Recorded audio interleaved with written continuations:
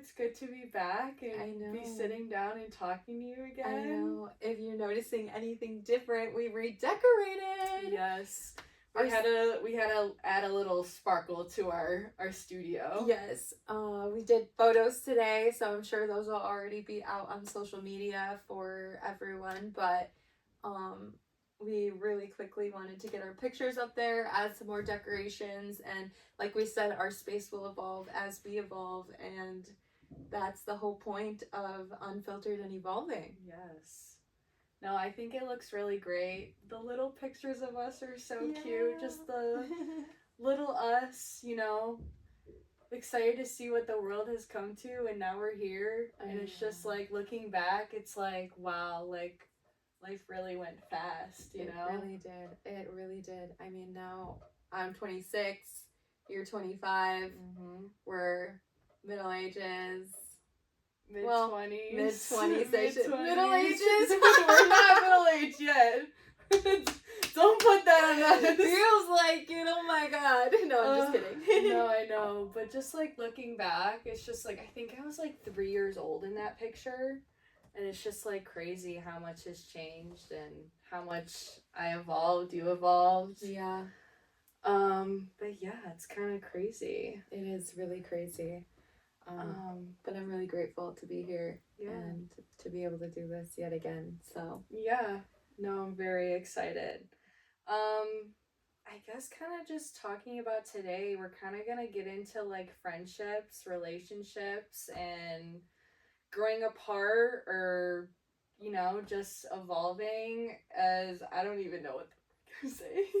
Yeah, just I mean, throughout life, right? People come and go. I like to say some people are in your life forever. Some people are in your life to teach you a lesson, and 100%. Time will tell, you know, which is which. And we think that this topic, to be able to talk about relationships, friendships, past ones, current ones, the things that we've learned, is really, really important, not just for us and our, you know, friendship and relationship, but also for everyone else, because I think to have an unfiltered version of what we experience is really, really, really important to highlight and give, you know, a little bit of a different perspective, right? We're just quote unquote normal people who are just living life day to day. There's no instruction manual, no playbook. We're just, you know, operating to the best of what we know. But I'm really big on reflecting, learning, growing continuously, and with that comes outgrowing certain friendships and relationships, and realizing, you know, what you deserve as a person. Yeah. I mean, I even like look back to myself at like 3 years old, and it's like you think, like, I remember like playing on the playground with people and like, this is gonna be my best friend forever. And then you but then you realize, you know, I'm 25 now. I've outgrown so many people in my life that even like middle school, high school, like I've had a lot of different friends, and even being in my 20s, I have realized like, wow, like this person was really in my life to teach me a lesson. So I think that's like the biggest thing, and the hardest thing was like for me losing a lot of my friends during a hard time in my life. And it's hard, but you get through it, and you evolve with people that are supposed to be in your life. And that's life. That's the way shit works sometimes. Yep, it really is. Yeah. I mean, sometimes you grow with people, sometimes you grow apart from people. And I can relate to, you know, having friendships from a very young age, thinking that they were going to be in my life forever. And then obviously I'm here at 26 and I'm no longer friends with anyone that I was friends with growing up, really. And I think one of the hardest lessons that I had to learn was the difference between acquaintances and true friends. Because, you know, you grow up and no one really tells you the definition of a friend or what a friendship is.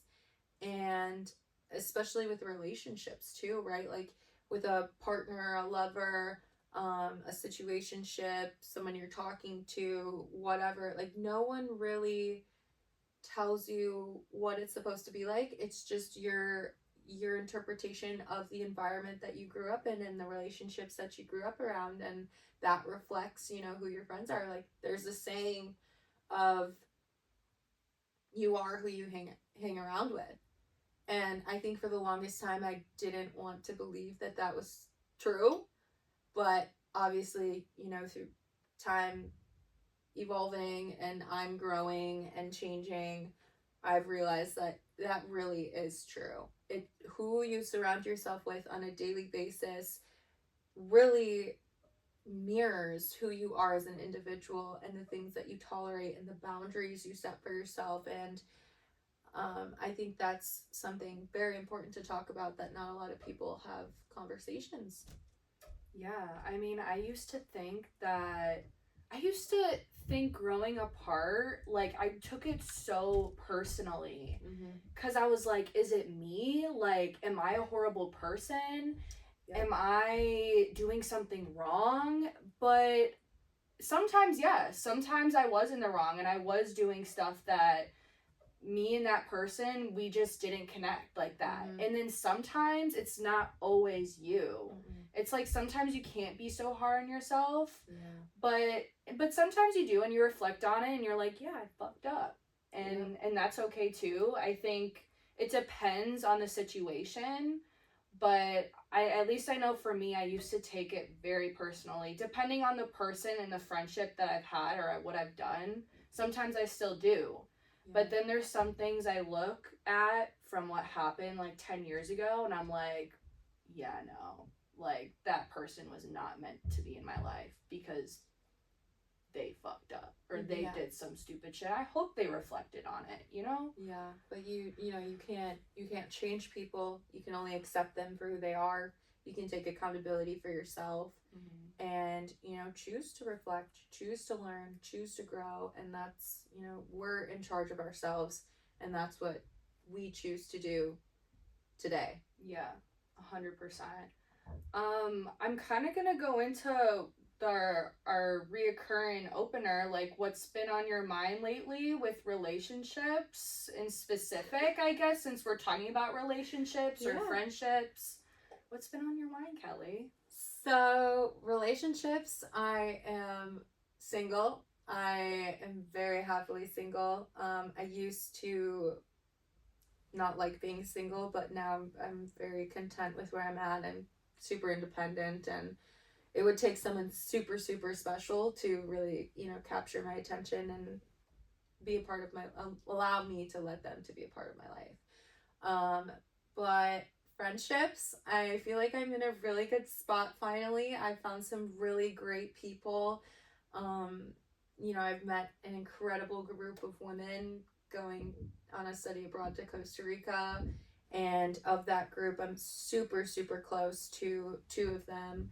My two closest friends, Margaret and Alexa, and I'm very, very grateful for our friendship and our relationships. They give me the best advice. They listen to me. They respect me. They allow me to be myself, which is so freeing. And it's something that I haven't ever really had. Like, I've had friends, but I think I've had more acquaintances than friendships. And so I reflect a lot on my relationship with, or my friendship with Margaret and Alexa, and I'm just so grateful. And they're so different, especially, you know, like in age. They're not close to me in age. We're, you know, one's younger, one's older than me, and I'm in the middle, and yet we find a common ground, and all three of us get along together, and I just feel grateful, honestly. That's awesome. Yeah, thank you. I think, yeah, the people you are around is a true reflection of who you are, and I'm proud of my friends, and I'm grateful for their support. And yeah, so I feel like I'm finally in a good place with that. How are you feeling? What's going on with you? Friendships, relationships, situationships? One word: complicated. So complicated. My life is crazy right now. Yeah, just a little. Just a little. I know we talked a little bit. Currently relationship wise, happily single. I mean, I'm out on the market a little bit. I talk to guys here and there, but it's nothing like, wow, you're gonna be my future husband. It's more just like I spend time with people who I feel like myself around, and I think that's what is important. Yes. But yeah, no one's really like caught my eye in that way where I'm like, oh wow. For long term. For long term, yeah. I'm having fun. I'm enjoying myself. I think that's what really matters.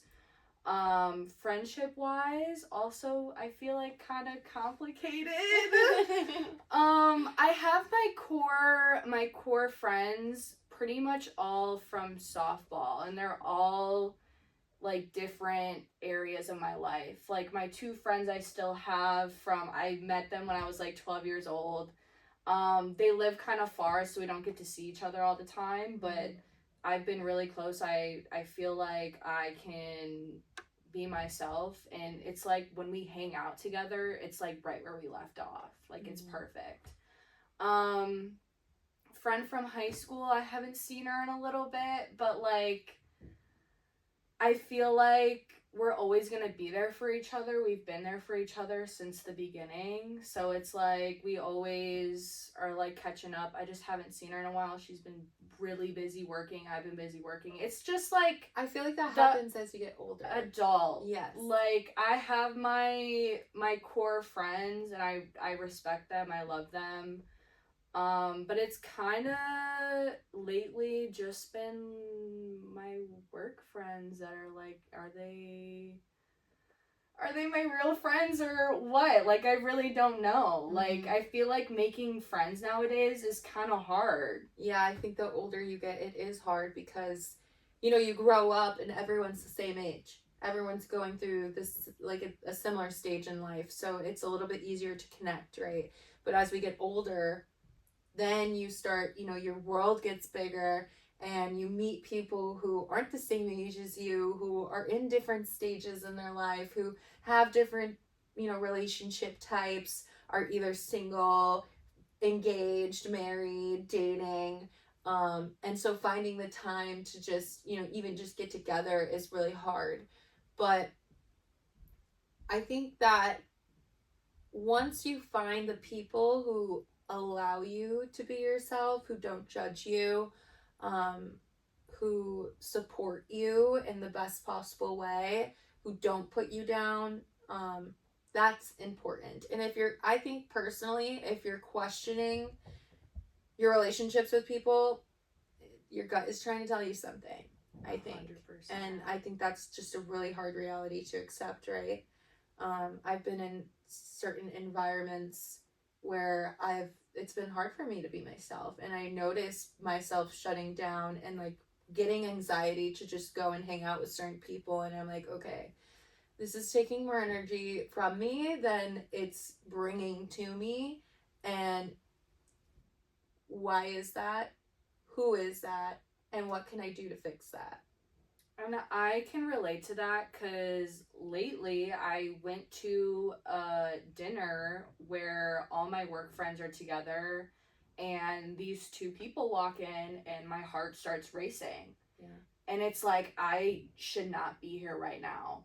I know in my gut, like, these aren't my friends. I thought they were, and I relied on them for a period of time, a few months, and then I saw their true colors. And I think that's the hardest part to realize, like, wow, I thought you were a really good friend, but you showed me you weren't. Yep. And I just remember being at that dinner, and I was like, I need to get out of here. Like, and, you know, my other friends are there, and they're like, are you okay? Like, you're not acting like yourself. And it's like, no, I'm not okay. And I got out of that situation, but it's like, what do I do now? Because whenever I'm at work, it's weird. Yeah. Work situations are really hard because, you know, obviously you're there to do work. And I think with like relationships, you know, and like hooking up with coworkers, like like in the past, I was very like church and state, you know, like I'm at work to do work, like regardless of what we're doing outside of work, like I'm doing work at work and I'm not talking to you. I'm not going to acknowledge you. If we didn't talk before, I'm not talking to you now. But I think with friends, it gets a little bit more complicated. And I think it gets kind of groupy sometimes, right? Like it's clicky. Mm-hmm. You know, some people click more than others and then you kind of feel left out. I think it's really good that, or really nice to hear that you had some friends there who recognized that your energy was off and, you know, asked you if you were okay. And we had, you know, a conversation off the record of just kind of saying, like, the right people will support you no matter what. And if they're your friends, they will make sure that you're not in an environment where you feel uncomfortable. They're not going to pressure you to be a part of something that you don't want to be a part of. And it's just through trial and error, right? Like figuring it out.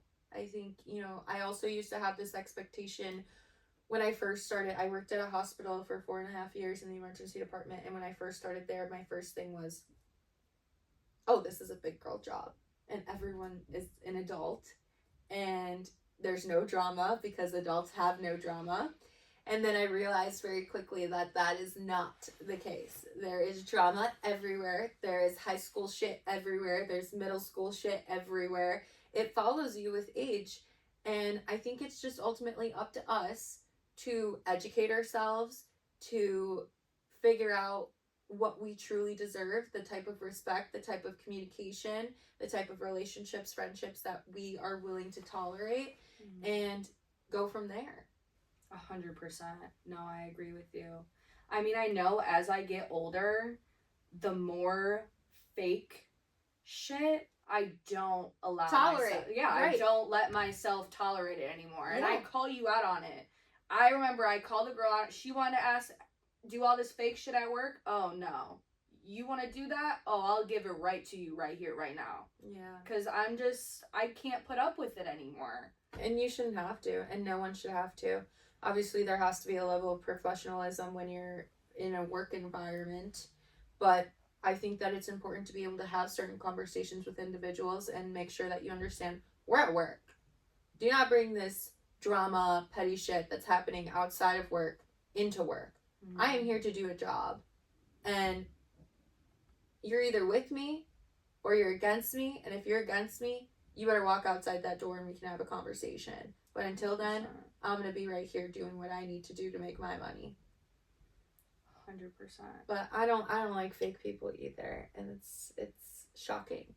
Yeah, and it's shocking the older you get. Like, some people don't change. No. And it's like, you don't see what you're doing to other people and like want to change yourself. Some people just don't have the self-awareness or the emotional intelligence to be able to do that. Because I just know for myself, I personally did a really bad thing to a really good friend about over a year ago. And I'll never forget how horrible I felt about myself and what I was doing to her mentally. Mm-hmm. And I changed right away. I was like, I need to get help. I want to change myself. I want to be better for myself and for our friendship. And just some people don't have that in them. Mm-hmm. And I see that at work. Like, I see how their friendships, our relationships have changed because they personally don't want to change themselves to be better. Yeah. And that's sad. But it's like, you can't change people. No, you can't. It's really, that's life. That's life. And it's sad sometimes because when you realize, you know, how other people are treating people, if it's in a poor way, I choose to believe that they're usually the saddest people living on earth. 100%. Because, you know, it's learned behavior, right? You don't just come out the womb treating people like shit. It's learned behavior. And then it has to be unlearned. And you have to be, you know, aware of therapy, and you have to be willing to be honest with yourself and take accountability and want to be better. But we can't force people to want to be better. No.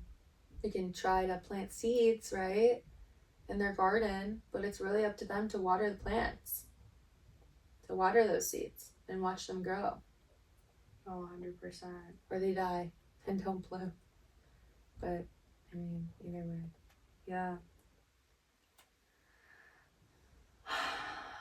No, I agree. I mean, I've tried with people, and I remember having a conversation like, you messed up, you need to own up to your mistakes, and they owned up to it, but they didn't want to change after that. And I think that's like the hardest part. I agree. So, would you say have you ever outgrown a friendship without anything bad happening? Or do you think you've outgrown relationships because of a bad situation or outcome? Mostly, I will say every relationship slash friendship has ended because something bad has happened.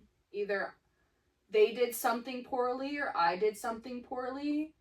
But I will say there was one friendship that I had, and this was shortly after my brother passed. My friend group that I had since middle school, they no longer invited me out. They kind of just left me to grieve on my own because I don't think they knew what to do. So they just decided to, okay, let's have her space, let her have her space, and we'll leave her alone. Well, I was sitting in my room crying while they were all hanging out, and so I was like, okay, I'm gonna get new friends then.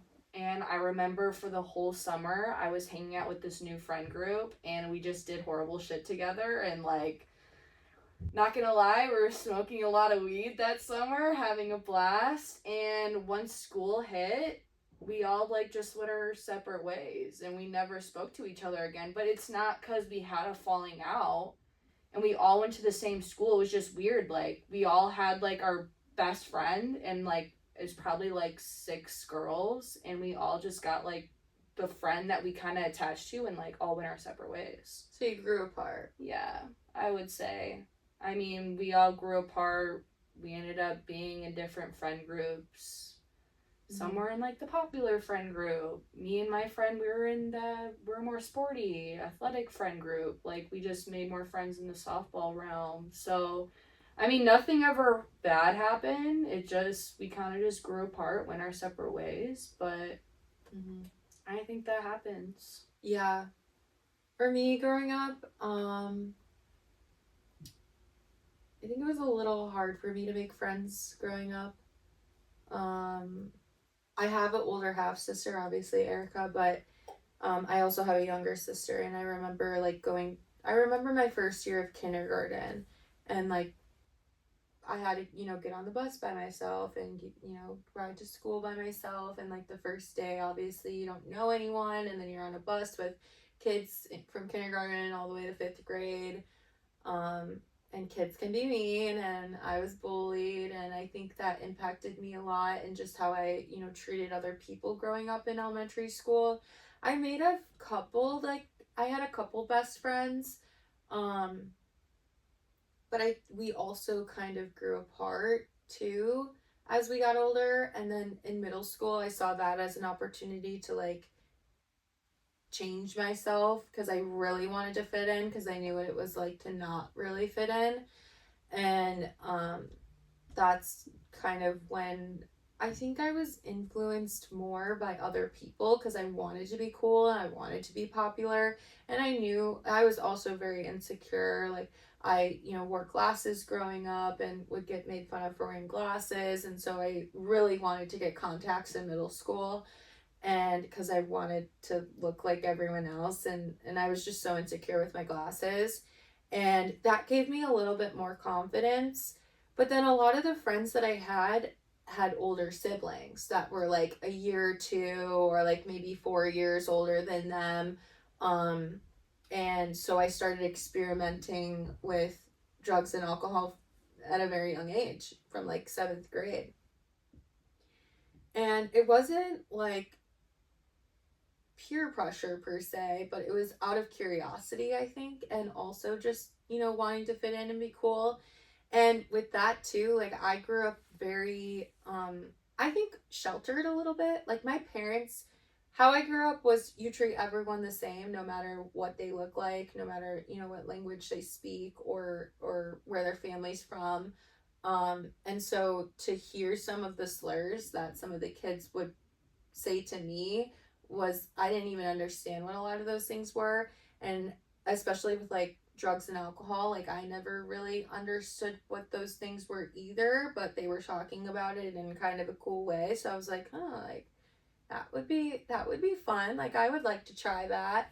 And then I think with like growing up and, experimenting with, your sexuality and sex and um physical intimacy with others, that was something that I was sheltered from growing up. My parents didn't show any physical affection towards each other, any positive physical, affection.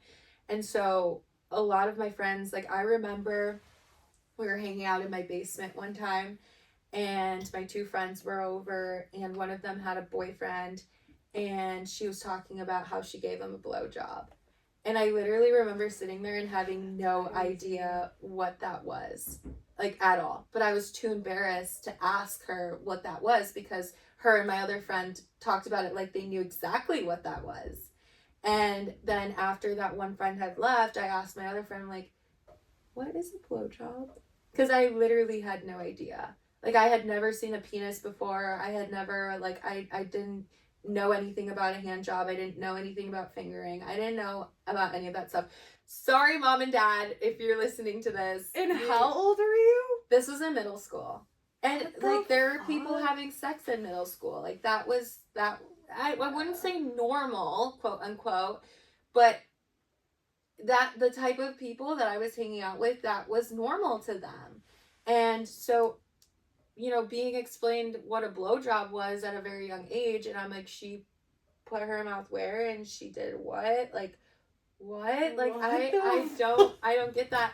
And also, I was a very, one, I was insecure. I say that, I was insecure growing up.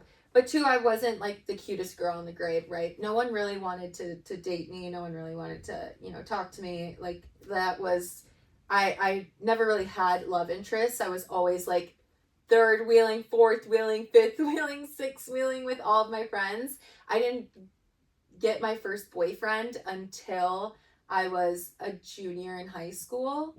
I was a junior in high school.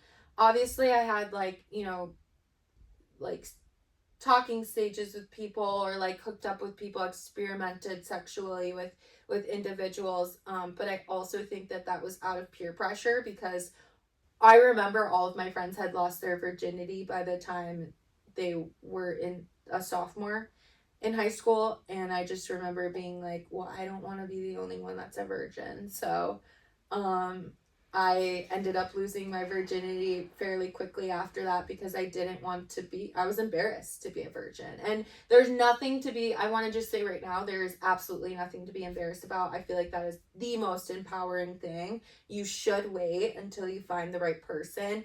Do not feel peer pressure just because other friends in your friend group are losing their virginity or experimenting more than you.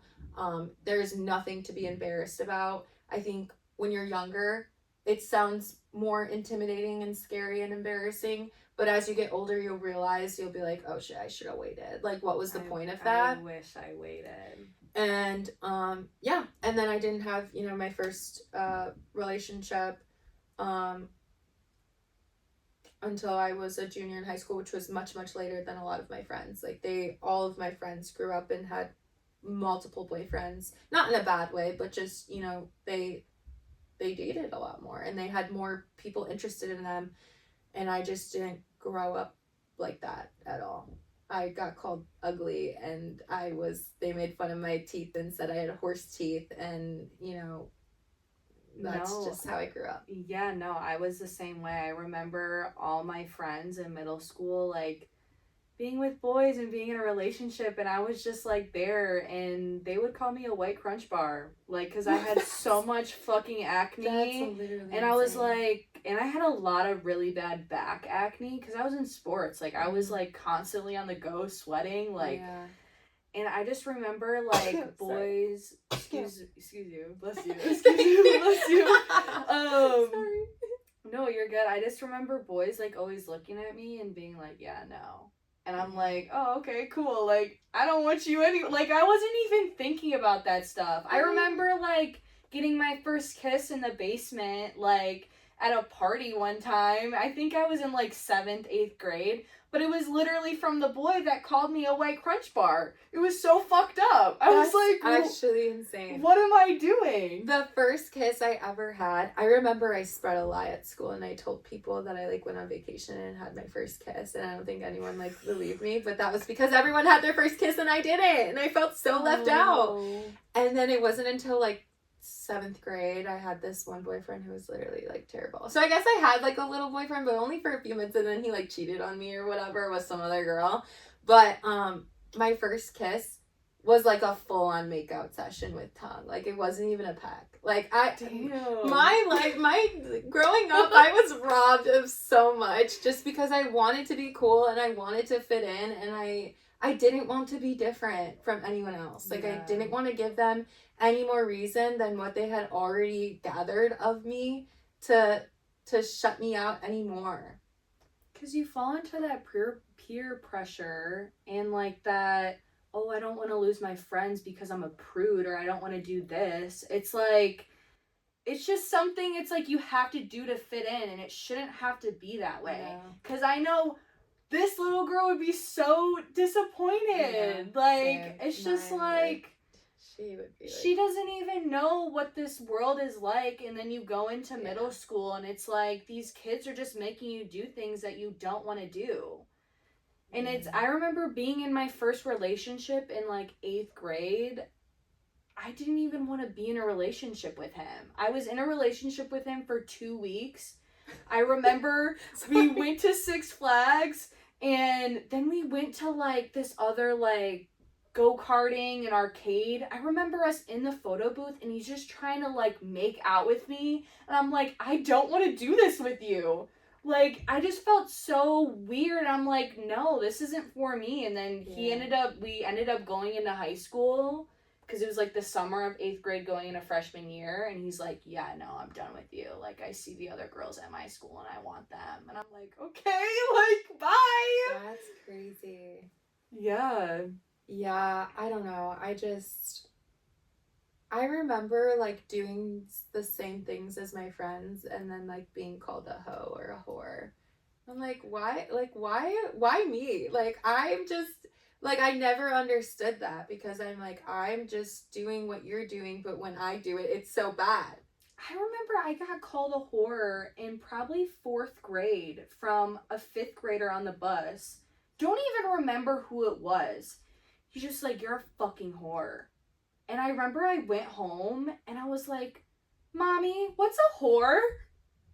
And she's like, what the fuck did you just say? I'm like, a kid on the bus called me a whore. And it's not even that I did anything. I was just minding my own business. And I'm like, where are these kids learning this language? And I'm sure it's even worse now that social media and stuff are out there. Yeah. But YouTube, whatever. Yeah, it's crazy. It really is. It's sad. It's really sad to reflect on that stuff. But we want to have unfiltered conversations around those things so that our listeners, our viewers can realize that they're not alone. Mm-hmm. You know, it happens more often than not, unfortunately. And peer pressure is real. And just be yourself. Seriously. Like, it's uncomfortable, right, to be yourself when you want to fit in so bad, but the right people will find you.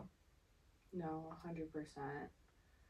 I guess like moving into relationships, because I know we've talked about it a little bit. Have you ever realized someone like the version of you that no longer exists? I've only ever had one serious relationship in my life, and that was so toxic that and I was so young and I had no idea what it really meant to be in a relationship. I guess I can't really say they loved one version of myself. I think like physically, yes, because when I was in that toxic relationship, I gained over 35 plus pounds. And if that's not a given that you're something's wrong with your relationship, I don't know what is. But I remember my partner telling me, like, making it known that I was unattractive to him because I had gained so much weight. And I think like when you're like, I never realized how much weight I had gained until after the relationship, obviously, and then I was like, holy fucking shit. But I think that's the only thing. Other than that, I feel like even just the people I've talked to or had situationships with, um, I don't know, I think it's all just been physical. You know what I mean? Like you're physically attracted to me, but emotionally or mentally, we're not on the same level. I think I've wanted to date a lot more people than have actually wanted to date me, and I used to be really sad about it, but now I think about it, I'm like, thank the fucking Lord. Like I'm have been saved because I probably would have been in multiple toxic relationships. No, I agree. I feel like I've changed a lot since my last well, cuz I've technically been in two relationships. One was almost 2 years long, and then this past one was only like a few months, and I realized like, okay, no, this isn't the one. But that But one was also long distance, so that's a little yeah, bit it different was too. different, and it's the thing is like he is in a new relationship and I respect him so much. Like he was nothing but kind to me, and it was me that was like, I can't do this anymore. And but I think it was a blessing in disguise because he seems very happy now, and I like look at pictures of him online, I'm just like, good for you. But like my last relationship before that, like he kind of like the version of this toxic side of me that like made our whole relationship really toxic. And when I got out of it, I was like, wow, I didn't even know like how horrible of a person I was acting Like to him or to him. But he kind of made that version come out of me because he would do stuff that I'm like, why do you want to do this right now? Or he would be talking to a lot of girls behind the scene that made me feel like, what are you doing? Like, I'm respecting you and your wishes of me not talking to anyone, but when I ask you to do the same, you just like ignore it and you can do whatever you want. And I'm like, how is that okay? Like, that's just gonna make us go back and forth and be toxic. And it's like, how do we make this work? And it just came to a point where we couldn't make it work anymore. And he eventually cheated and did what he wanted. So it was like, and later on, it was a blessing. But during in the moment, I was like, wow, like I need to like be this version of myself to keep him around. see for me and like my first relationship, I mean, I grew up and I, you know, obviously you grew up in a toxic household, so that was, you know, the normal quote unquote.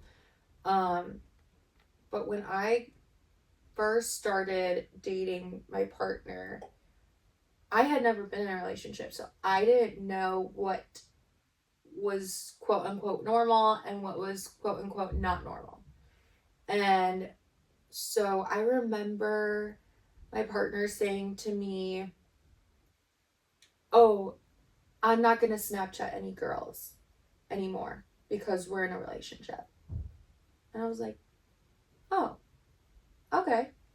And I was like, "Well, then I guess I'm not going to Snapchat any more guys because we're in a relationship." And he had been in relationships before, so I, you know, I was just like, he knows. And I guess that's normal. Like, you just, whatever.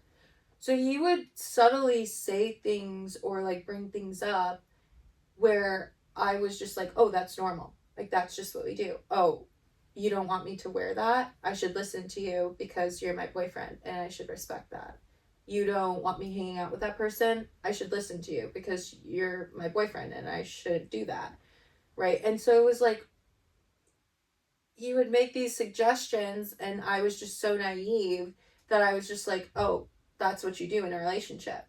And I think I just kept digging myself a deeper, deeper, deeper hole, where then it got to the point where we were both like, well, if I can't do that, you can't do that. And if you can't do that, I can't do that. And that's bad. Like, that's toxic. Yeah, 100%. And it got to the point where I isolated myself from my friends, from my family, and it really, really damaged a lot of the relationships that I had with a lot of people. And even to this day, some of those relationships I haven't been able to mend. And that's something that I have to be okay with because of the decisions that I was making, whether they were subconscious decisions or conscious decisions. I made the decision. And I guess now that I look back at it, I'm grateful for that, but it also scarred me so much after we had broken up that I was like, I'm not dating anyone. I'm not talking to anyone. I'm keeping to myself because I was just so hurt inside. And I still don't know to this day if he ever cheated on me, but I did get like a Facebook message from a old coworker that worked at the same place and I had no longer worked there, where she told me like, oh hey, I saw, your partner hanging out with this girl in a car. And I can't remember if she said they were kissing or not or what. And obviously I'm laying in bed with my partner next to me and I'm like, you're not gonna believe this message I just got. And he just denied. So obviously I'm going to believe my partner because he's my partner. We love each other. I'm going to, trust his word. And I look back sometimes and I'm just like, I think that was probably true. But I was just so far into my hole was so deep in the toxic relationship that I couldn't accept that. And it's hard to leave toxic relationships, and it's hard to even accept that you're in toxic relationships. And it wasn't until I had gone on a trip to Colorado to visit one of my closest friends at that time, where I had finally gotten away. And leading up to the trip, it was going to be the longest that me and my partner were apart. And I remember his whole vibe changed, where he like was barely talking to me, and we lived together, and he was barely talking to me. He was like giving me a little bit of an attitude, like he did not want me to go on this trip. And I remember he drove me to the airport, and I was like, okay, bye, like, love you. And he just didn't say anything to me. I got out of the car, got on the plane, and then as soon as I landed and I was with my friend, he was blowing up my phone. He was like, where are you? Who are you with? What are you doing? What do you mean you're going to a party? Like, blowing up my phone. And I literally was like, we're done. I was like, pack your shit. I want nothing to do with you. Don't even try to take Astro. Astro was our dog that we got together, who is 6 years old now, which is fucking crazy because I look back and I'm like, thank God for the IUD because I could have a 6-year-old. I could. Instead, I got a dog, and I love my dog so much, but I told him, anyways, back to the story, I told him, I said, don't even think about taking Astro. I'm telling my mom that we're broken up. You can move I want all of your shit out of my house by the time I get back. And immediately right after, I went and hooked up with someone else. And obviously I came back. His shit was moved out. He was gone, but he came to my house every single day for like a week and a half with flowers and chocolate and stuffies and just wanted to like win me back. And I was like, I literally would tell my mom, like, no, tell him to leave. Like, I don't want to see him. It took me time to get fully away, to go to a whole nother state for me to be able to be like, nope, I'm done. Because it's hard to leave, right? Like, I remember trying to have conversations with him, bawling my eyes out, like, we're breaking up, I'm done with you. And like, it just never worked. He would always come back. We would always make up, and things would just go back to the way, that they were. And it was probably harsh, right? To just shut someone out like that. but it was necessary. And I'm grateful that I did that. And I never cheated on him. You know, I texted him and I told him the relationship was over before I even hooked up with someone else. Was it this within the same 24 hours? Sure. But I needed that. I needed to. And then I came home and I felt like shit, right? Like I had to grieve that whole relationship. We were together for 2.5 years. But I'm so grateful because I learned so much from that relationship. So much about what a relationship isn't. And obviously it still took me time to grow respect for myself and find, you know, figure out that there are better partners who do treat you the way you deserve to be treated. It took me years to figure that out. But I am proud to say that I have not been in a relationship long term like that one, and I don't intend to. Um, Obviously, you know, I've talked to people, I've hooked up with people, and those were toxic in their own ways, but they never lasted any longer than maybe 3 to 6 months. And we never officially dated. I've never officially had a boyfriend or a girlfriend. But I have met some people who have treated me so well that I'm like, wow, this is what it's supposed to be like. This is a healthy interaction. Like this is a healthy relationship, or looking through the window into what the potential of one is. That's insane. And no, I 100% agree because I feel like I'm talking to someone currently that we can be 100% honest with each other. Like, oh, a girl walked in and I thought she was super pretty. I'm like, oh, what was her name? Like, blah, blah, blah. Or I talk about guys that I think are super cute. It's because we're not exclusive. We're not anything serious. But it's like, it's good to be honest with people and trust people. Yes. Because at the end of the day, me and this person, we're like, we'll tell each other if we do anything with anyone else, but we don't want to because we like where this is going, but we can still be honest about how we feel. And in my past relationship, my very first relationship, I did not trust him. He didn't trust me. And that was the biggest issue. I remember in my first relationship, I had a going through the phone problem. And I will 100% own up to that. I was not in a super serious relationship. I didn't date in high school. I thought that's just what you do to trust Isn't people. that crazy? Yes. Like how you're in certain situations and it just like you can be manipulated so quick and so easily, especially when you have love goggles on. Like Yes. nothing else. No, it's all rainbows and butterflies and everything is normal. Quote, quote, normal. No, 100%. I remember I would literally, while he was sleeping, I would literally go through his phone. I think I would too. I can't really remember too much, and I don't remember too much details from that relationship just because my memory blocks out a lot of, you know, bad memories, I think, or like negative ones. But yeah, I think I definitely have, no, not I think. I definitely have gone through an ex-partner's phone. Do I do that anymore? Absolutely not. No. Even when they're like, oh, you want to see, like, I'll prove it to you. Be like, no, I trust you.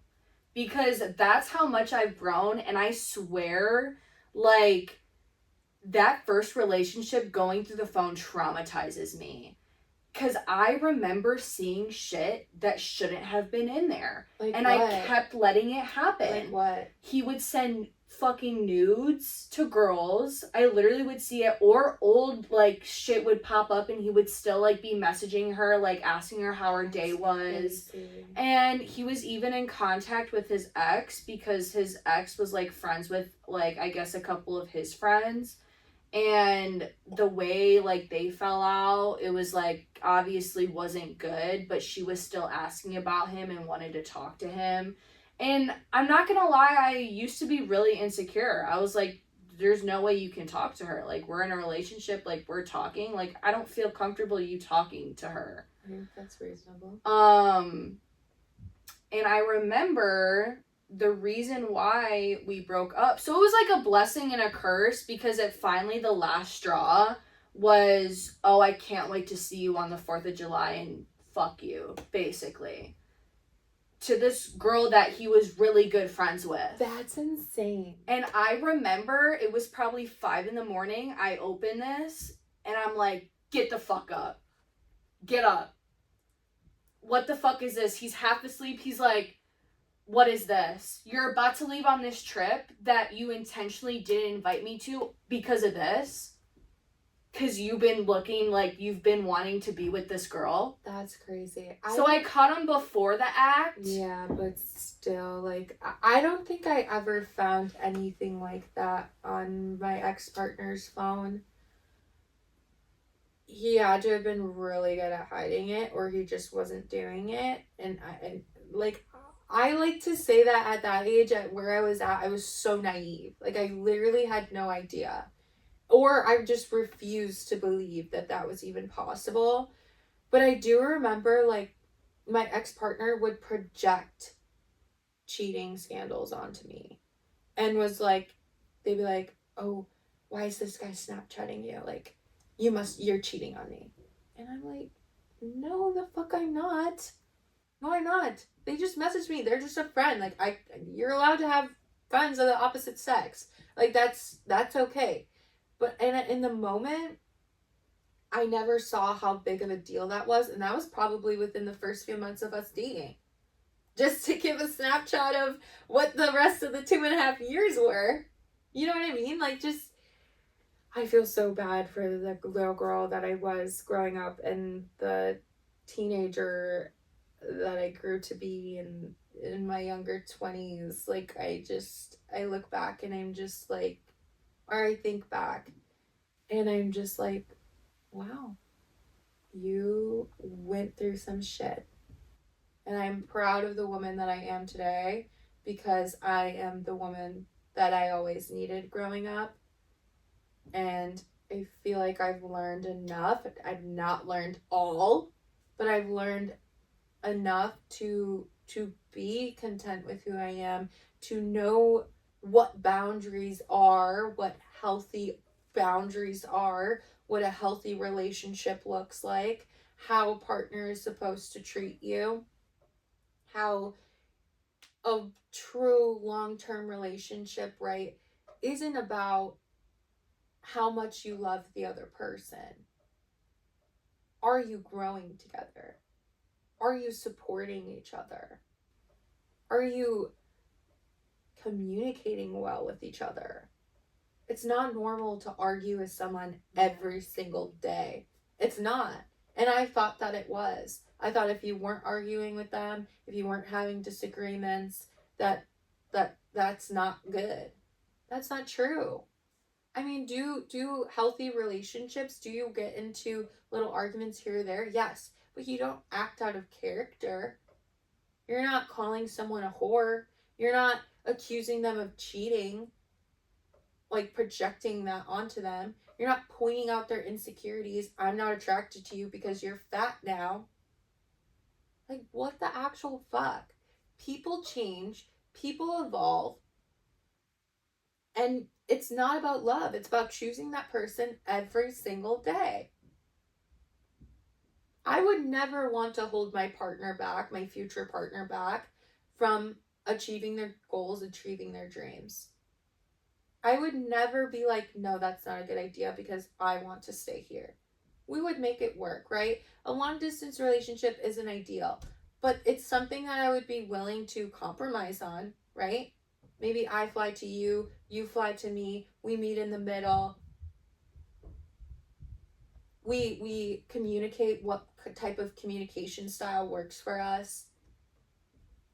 That's been an issue with me, is communication with my friendships and relationships or situationships, where at first I had to grow out of this codependency thing, right? Constant communication with someone, constantly needing validation, needing them hitting me up, talking to me every single day. Now I don't need that anymore. I don't need that validation. I'm okay if we, set one time a week, because we're both on busy schedules. We both have different things going on. let's just set a day, one day during the week, one time where we talk and you know, fill each other in on what's going on in our lives, and we set a date, we, you know, get dinner, or we go on a trip or whatever. But I don't need you texting me all day every day. That's a distraction. That's not adding value to my life, that's taking from it. And that's something that I had to learn over time. And also just being able to communicate what my communication style is, right? Like, I don't expect you to hit me up every day, but it would be nice to hear from you here or there, right? Like, and I'm okay communicating that now. Obviously, growing up, I didn't know how to do that, but now that's like an important thing for me. Like, what is your communication style? Do you need to talk to someone every single day, every single minute, every single hour? Or can we go, like, you text me good morning, I text you good morning, we do our shit throughout the day, then maybe hey, how was your day at night? Or maybe there's no time and I just text you good morning every day and we wait till that one day to have a full blown conversation or hang out with each other. But those things need to be communicated. 100%. You have to have a conversation about it. You can't just, because everyone's expectations, everyone's opinions, everyone's idea they're different unless you communicate what those are. And it's okay if they don't match up, but are you willing to compromise? Are you willing to find a middle ground? And I think that that's possible. I think that exists. But I will not compromise my time and what I deserve for someone else. And right now I'm so career driven and I'm so focused on, you know, finishing school and getting my degree that, again, like, it would take a very special person in order to let me up, to allow them to come into my life. And I'm okay with that. I used to be on dating apps. I used to, you know, swipe on Hinge, swipe on Tinder. I was on Bumble. I've met some people. I've gone to dinner. I've gotten drinks. But it's never really evolved to anything more than that. I think the last person I was talking to was in the fall of 2020, or maybe fall of 2025. I went on a trip to El Salvador, and I was around that time I was talking to someone, and it was great. I really liked her, but it just got to a point where emotionally and mentally we weren't on the same page, and physically we both wanted different things, and I just was like, I don't think we're meant for long term, and we went our separate ways. It didn't end, you know, badly or anything like that. And then I've hooked up with other people here or there. There was one guy that I was kind of interested in pursuing some things more serious, and I had to have a conversation with him and be like, listen, like, I'm if I'm going to talk to someone, it's going to be to pursue something long term. And if you're not interested in that, then we need to stop. Because I'm not someone who likes to just casually hook up with people or, like, only have a physical connection with individuals. Like, I need the emotional and the mental stimulation, connection in a relationship to build something. And that's why I'm just so, like, stern on, I'm good where I'm at right now. But that's like really grown of Yeah. you. Yeah. You know, because I know we have both been in those toxic relationships where, at least I know I was very, like, codependent on that person. Mm-hmm. And now where I'm at now, and me too, where I'm kind of like the talking stage I'm at with this one person, it's just like, I love who I'm evolving to because our communication is great. I trust that person. I think that's really the key. And I know for a long time, and I know we'll get into this, I was on dating apps, and it's that hookup culture that really screws everything up, and it kind of fucked me up mentally. Mm-hmm. And because I know while I was going to Illinois State, right when I broke up with my boyfriend, I was on probably every single dating app you can possibly think of. Mm-hmm. And I guess I'll ask you this question since we're going into it. Have dating apps and like or social media made relationships more confusing? Cuz I think so. Yeah, I think so. I mean, we talked about in previous episodes where, this persona that some people put online that they're so happy and, they have a really good relationship, but you never really know what's going on behind closed doors.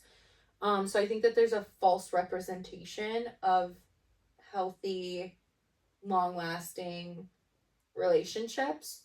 But I also think that with like dating apps, um, I don't know about you because I maybe like a couple times I've used dating apps and like just hooked up with them when I was in my early 20s. Um, but like as I've gotten older, and I haven't had dating apps on my phone for maybe like a year now. Same, I But think. I before that, I would swipe obviously to like find, like someone to go on a date with or get drinks with or whatever. And I think it builds so much anxiety and like anticipation and like, because you don't know this person. And then there's this expectation to like go out and like have good conversation or like be able to get through a meal together or, on a date and like, whatever activity you're doing. Um, I don't know. And also, like, sometimes people look different than their photos, right? Like, they're not the same. And then you're like, oh, I'm not really. And it's not all about looks, but like, I'm not really that attracted to you. So let me have a conversation with you. And then the conversation's dry, and you're like, fuck, what do I do now? I would rather meet someone in person. I would rather bump into someone in person, have a conversation with them. And honestly, where I'm at right now is I would rather build a friendship. Are we capable of having the base of a friendship before turning it into something more serious? Because I think that's very important too, right? Like I should be able to be fully myself. I shouldn't have so much anxiety where like I get butt sweats or like my hands are clammy or like I'm just so anxious. Like it's not, it shouldn't be like that. I mean, it's normal to be nervous around someone the first time you meet them, but not the entire time you're with them, right? Like that's not okay. That's your nervous system in overdrive trying to tell you something.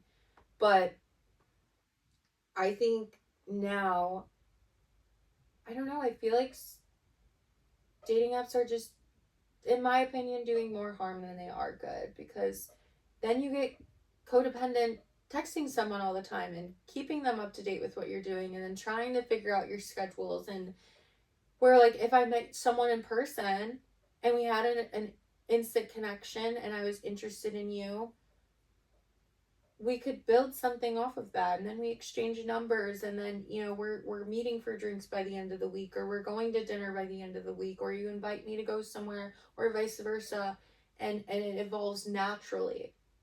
But I think like over the phone there's so much, it builds so much anxiety and like pressure. I don't know, for me at least that's how it is or how Well, I felt. I feel the same way. Both of my boyfriends I met on Tinder. And Interesting. yes, and obviously it didn't work out. I'm not just like, oh, Tinder didn't work out for me, so fuck Tinder. But personally, I've even like recently, the person I'm talking to, I met in person. And the way we're growing and like constantly getting to know one another, like I really like that. But versus Tinder, and it was just more complicated. Like who else did you meet on Tinder? Like, who else are you hooking up with? It's just like a hookup culture. And I remember last year when I got Hinge again, that's all people wanted to do. They didn't even want to meet the real me. They were just like, oh, come over. Like, Yeah. let me fucking bend you over and whatever, just saying inappropriate like, stuff. oh, and I'm they like, want to watch a movie, yeah. and then their hands on my thigh, and then next thing I know, you're trying to take my top off, and it's just like, what? Why? No, seriously. It's just it's weird. That's why I finally, after the last year, and I was like, I'm done. I can't mentally do this to myself anymore and expect something more to come out of it, because it's just, sometimes it's just not how guys think. They're just like, I'm gonna meet this girl on an app and True.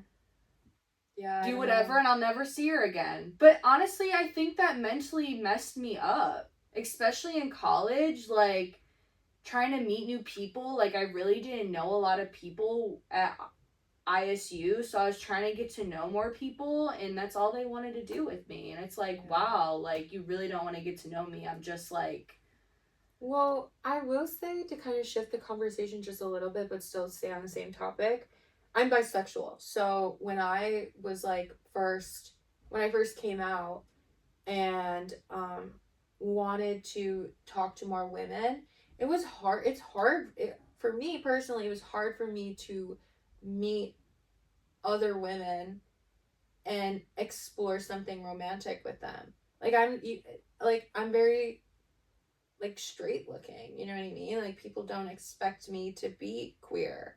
And so I find myself having to either overanalyze people and like figure out like, oh, like are they into girls? Like can I approach them? Or I'm just only getting approached by guys. Because one thing about me is I have no problem if I find someone attractive going up to them and having a conversation with them and like letting them know that I'm interested. But it would also be nice to be pursued, right? And so that's why one reason why I went on dating apps was specifically just to talk to women and date women, because I couldn't find any in my day-to-day life. And maybe that's because I don't hang around enough LGBTQ people. I'm or individuals, I'm not sure. I mean, but I it's hard. And it's like there is no, maybe I could be doing more, but it's a really difficult world to navigate. And that's the reason why I was on dating apps more recently. Well, like, before I got off of them and I was just like, fuck this, I'm meeting people in real life. Like, I don't give a that fuck. makes sense. And I don't understand how that is, but I can see how going on dating apps and kind of putting yourself out there that way. I guess I really didn't think about that. I mean, that's kind of awesome that in a way that you did kind of get to shift and like put yourself out there for like other people to see, and like you also see other people. So I feel like in ways it can be beneficial. It's just like the people you meet and how you interact, and like how they are as a person. I just know I was also always meeting douchebags. That's just how it was for me. And that's another thing too, is like as I've gotten older and the more I think about it, is I really don't care. Like maybe I am pansexual. Like I don't really care. Like I just want a good person. I want someone who stimulates my brain emotionally and mentally and treats me well, and just a good person, genuinely. I want someone who has dreams, goals, aspirations, is willing to continue to grow, will support me, loves me obviously, is trustworthy, is honest with themselves, able to take accountability, good with communication. It doesn't matter to me how you identify or what you look like per se. Obviously, I'm attracted to who I'm attracted to, but I also believe that physical attraction can grow as you get to know someone. And for me, it's like, really, how deep have you met yourself? Because you can only meet people as deep as they have met themselves. And it's so hard, the way that I think and the who I am today and who I'm continuing to evolve into. I think a lot differently than a lot of people. I've been through a lot of shit. I've learned, I've grown, I've reflected. I'm still continuing to be on that route. And I have only ever met two people, two love interests that have been able to meet me where I'm at. And neither of them were ready for a relationship. Yeah, I think I've only met one person, and that's currently who I'm kind of talking to now, but we're both at kind of different parts of our life. Like, I don't know if I'm ready to be in a relationship with him. And I don't know if he's not ready to be in a relationship with me. So it's like, I think we're both on the same page. We're just like, okay, let's have fun and enjoy life, which that's still cool. But it's like, I think I had to learn that I thought I was ready for a relationship, but maybe I'm not. Yeah, same. And that's okay. Yeah, 100%. But do you think we'll ever be ready? Like, is that, like, do you get to a point where you're like, yeah, I'm ready to start dating, and then you meet the one? Or, like, are you just not ready ever, and you just have to take that leap of faith and put yourself out there? Like, that's why I say it would really take someone special for me to allow them into my life and for me to pursue them seriously. And we would have to be on the same page for that. But, like, patience is, like, so fucking hard too. Well, because it's like, do I wait for one of these two people to, like, be ready, or do I allow myself to move on? And maybe that's why I can't pursue a relationship, because maybe I haven't moved on from these individuals. I don't know, but it's something I think about. And I'm personally, like, I know we're not really talking about this, but I think it's important just because I'm 26, and our physical fertility time clock that we're on just as women. I think a lot of women grow up and they're like, I want to be a mom and I want to have babies and, start a family and all of these things. And that needs to happen within a certain time for you to have, go through that in a healthy way.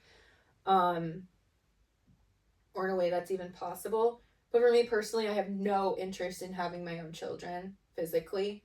Like, I don't want to be pregnant. Like, I just don't at all. I'm terrified of childbirth. I just, that, and just pregnancy as a whole, because I know how it changes you with your hormones and physically and mentally and emotionally. And it's not that, and I've come around because I'm like, maybe I just don't want to ever have kids, but I don't think that's true.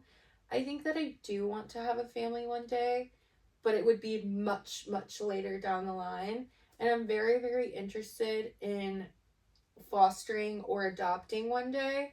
And I'm okay not sharing the same DNA as my potential children. That doesn't bother me. But to find a partner who is okay with that, it's hard, because I think a lot of people want to have their own children.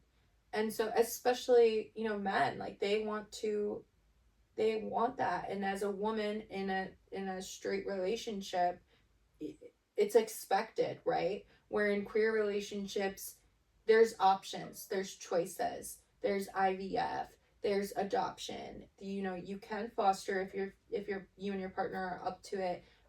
You can do, surrogacy, and you can use surrogacy in a straight relationship as well. But, like, those other options aren't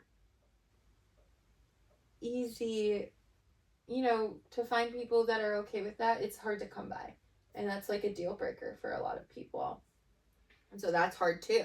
Well, I know it's kind of the same way with marriage in a way. Because I feel like I used to think of marriage like, oh my God, you're in love and, like, that's your person forever. But I grew up with divorced parents. I grew up with it didn't work out. And I feel like that's how I'm going into, like, relationships in my 20s, that maybe one person isn't meant for you your entire life. Like, you can have multiple lovers. Yeah. And there's, like, poly relationships where you have multiple partners at one time.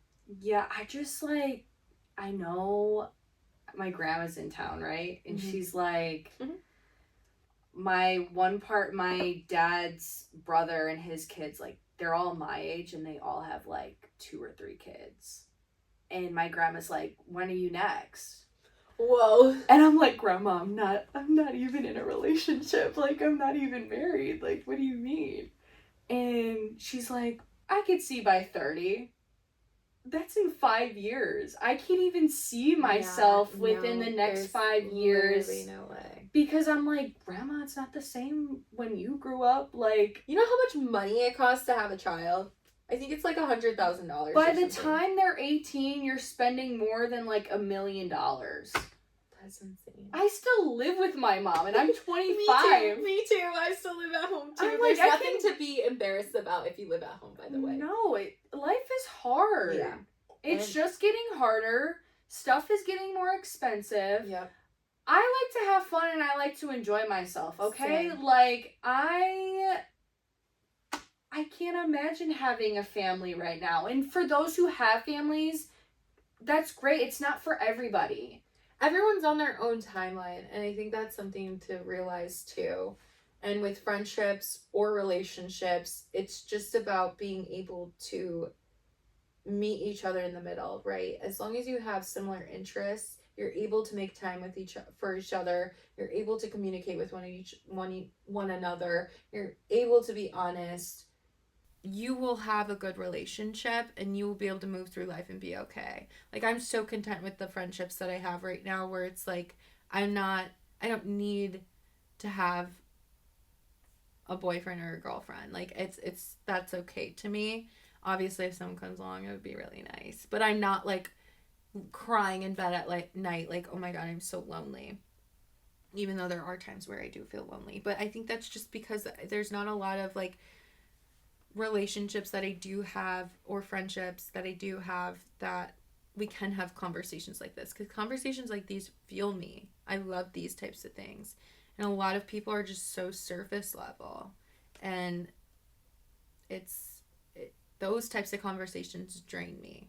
And I can figure, like, I met with someone for coffee like last week, and they had asked me, when I first went back to school, I cut my social life out. So I wasn't going out on the weekends. I wasn't hanging out with friends. I was literally isolated at home to focus on school and get what I needed to get done, because I knew that's what I had to do in order to be successful at school. And they asked me, like, well, how is your social life now? And I'm like, well, I'm just now starting to integrate that, right? Because I thought that I had to choose between either life, going out and hanging out with friends and being in a relationship, or focusing on school and getting what I need to get done. I didn't think they could coexist because I didn't have a lot of self-control or boundaries for myself. And now I'm starting to learn that, like, okay, I can trust myself a little bit more. If I am going to go out on the weekends with my friends and we are going to be drinking, what do I have to do the next day or two? Because as you get older, your hangovers are longer than one day. And is that going to mess me up, right? Because drinking, going out, like, my body aches, I'm hungover, I feel like shit, I don't feel 100% like myself, so I have to evaluate what I have going on next. If someone is like, spur of the moment, hey, you want to go out, 9 times out of 10 I'm going to say no. 99% of the time I'm going to say no. Because I don't like to have my equilibrium be off, and I also don't need that to feel whole, right? Or like feel fulfilled in the life that I'm living today. No, 100%. It's crazy how much the older I get, the more I feel at peace being alone. Yeah. I remember in my first relationship, again, I was really codependent. I was so scared to be alone.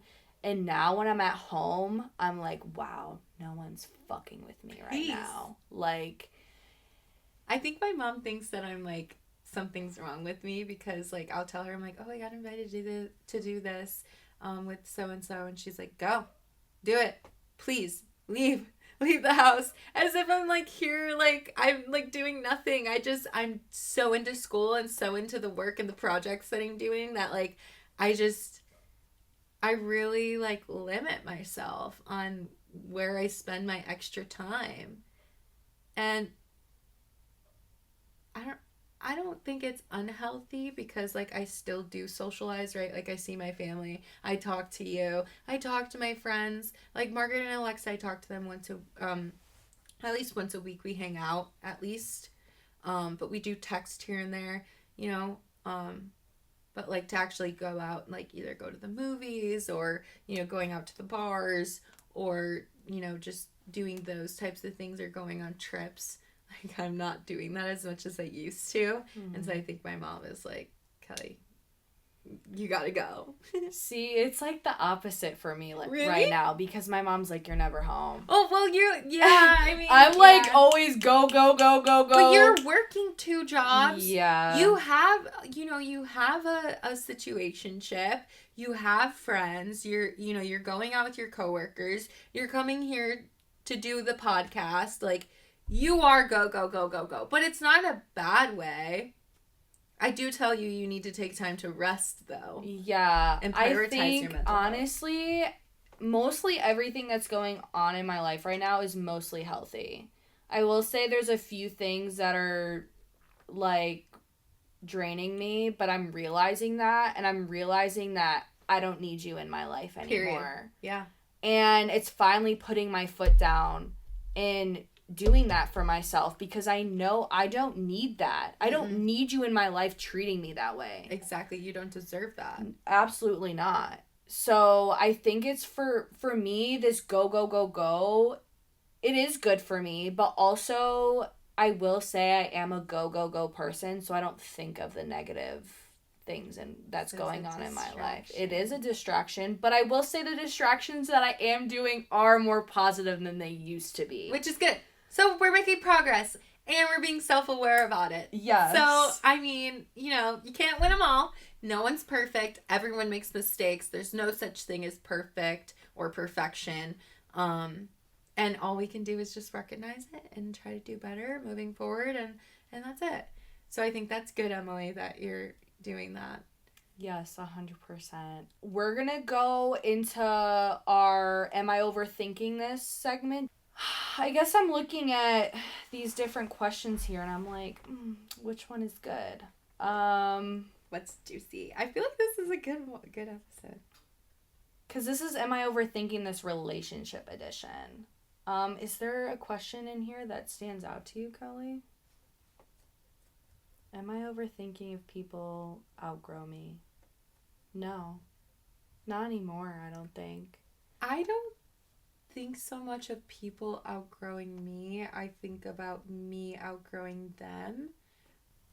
Like, I realized since I've been in this transition phase in my life of, like, changing who I once was into who I'm becoming and who I am today, I've outgrown a lot of friendships. A lot of friendships. People that I was friends with for years that I thought would be in my life forever.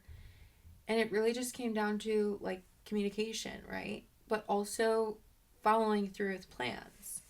And I had one friend where I knew that she was bad at following through with plans. And so I would, to try and avoid that, because she would cancel like last minute. So I would just try to avoid that, or her schedule was just so busy and mine was so busy. I would try to schedule us, like, let's plan one weekend where I come up and I come visit you. And we spend that weekend together. A month in advance. And then it would come a time where it would get like the week of or like a couple days before, and then she would cancel on me. Oh, I forgot this came up. Like, I can't do that. The first couple of times I was very understanding. I was like, okay, like, I understand. But then I invited her to something that was really, really important to me. And like the week of, a couple days before, she was like, oh, I can't go. I have concert tickets that I got for my birthday, which your birthday was like 3 months before this event that I've been telling you about for months. And you're just telling me like now that you can't go. So that was, to me, after, you know, canceling on me so many times, that I was like, okay, I can't be your friend anymore, because it's hurting me being your friend more than like not. Like, I was getting so, like, I would get so disappointed. I would be really sad, like, because I would be looking forward to hanging out with her, and then she cancels on me. And I'm just like, it just got to a point where I was like, I don't deserve to be treated like this. And I told you about this months in advance. Like, if you got the tickets for your birthday and it was months before, then you should have told me right away, and then it would have been fine. But to wait until last minute to tell me, That's messed up. that I'm just like, I can't do this anymore, because now it's taking more energy from me than it's bringing me. And I don't deserve to be treated that way. And it doesn't, like, it never takes away from what we've, the friendship we had, the memories we made, and, the things that she's taught me, I've taught her. Absolutely not. And there's no hate, but like, just coming to terms with, like, okay, now I know how to use my voice and stick up for myself, and put my boundaries out there. And I'm going to use my voice, and I'm going to express, like, it makes me feel like shit when you do this, or when this happens, I feel this way. And the only thing I can do is remove myself, because I don't deserve to feel this way multiple times. 100%.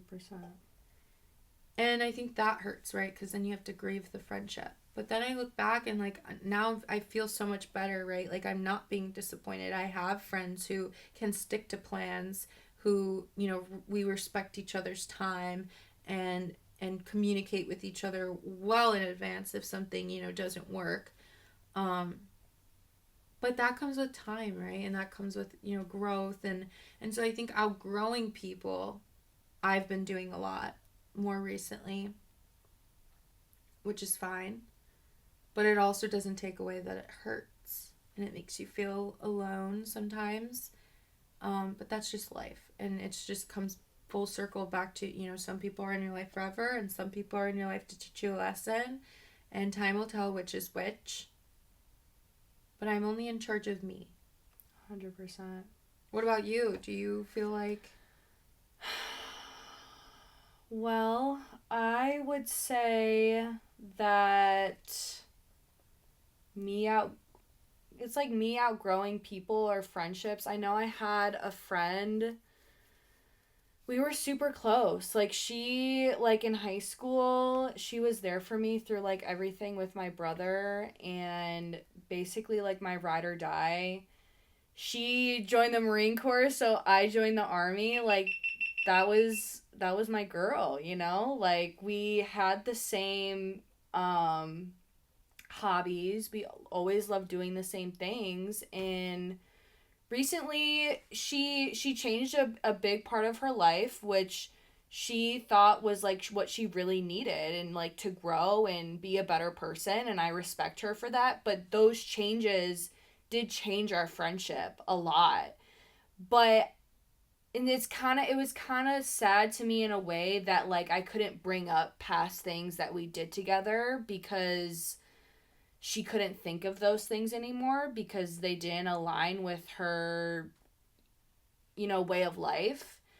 And I had to basically be like, look, maybe this friendship just isn't for us anymore, and that's okay. Like, I still love you, and I still respect everything that you're doing, but maybe it's time that we move on separately. And she agreed. I mean, she was like, yeah, we're both doing way different things, and we're both evolving way differently.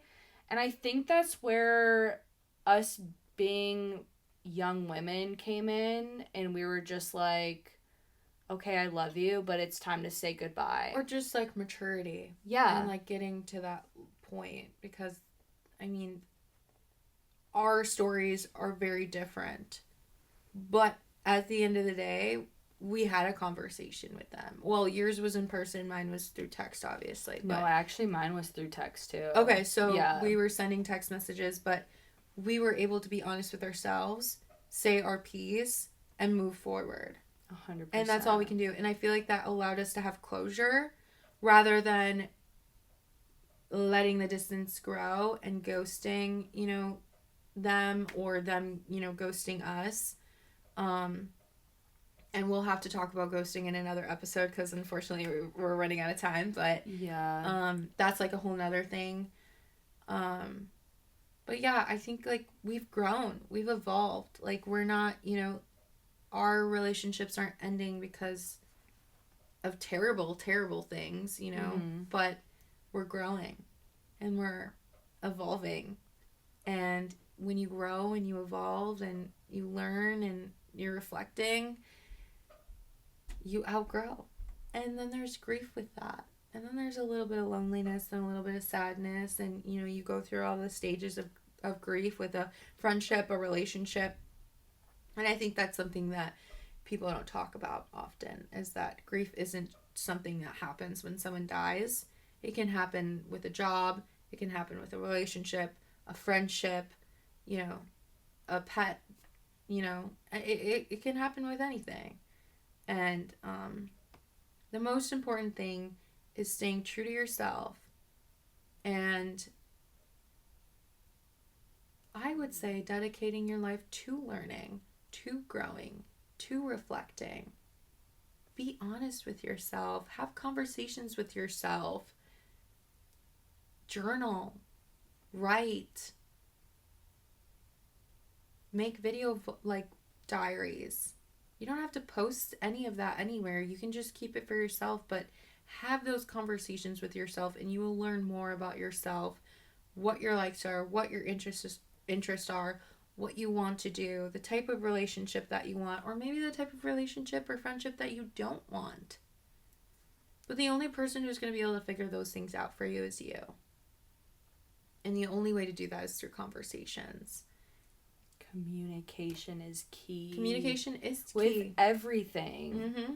Relationship, really, friendships, family, like literally anything. Vulnerability is a powerful, powerful trait to be able to express. And not a lot of people lean into it because it's embarrassing or it's demasculating or whatever. But from my perspective, it is the most attractive thing ever. That, accountability, honesty, transparency, authenticity. There is no one else in the world who's like you other than you. So be different. Be okay being yourself.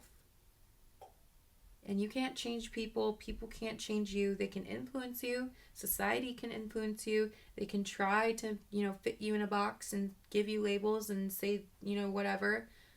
But at the end of the day, all you have laying in bed is you. So take care of yourself, please. Everyone, take care of yourself. Try therapy. Be honest with yourself. Go on walks. Have deeper conversations with your friends, your family members. And if you can't have deep conversations with your friends, make new ones. Because you should be able to have conversations like this with your friends. And don't be scared to be honest. Like, I know with some of my friends, like, I'm scared of what they may think, but don't be scared. Just have those raw and honest conversations like we're having right now. That's how you really get to know people. Yep, it is. And we are, we've taken accountability through the years. We've learned a lot through the years. We've grown a lot. And that's why we started Unfiltered and Evolving, is because we believe that conversations like this should be the conversations that people are seeing on a daily basis. These types of conversations should be normalized. 100%. Be a good person. Yeah, be a good person. It all starts with you. All right. Well, thank you so much, guys. Thank you guys for tuning in. This was episode 3 of Unfiltered and Evolving. Like, follow, subscribe. Yes, like, follow, subscribe, please. We love you. Please. We want to come back. All right. Yay.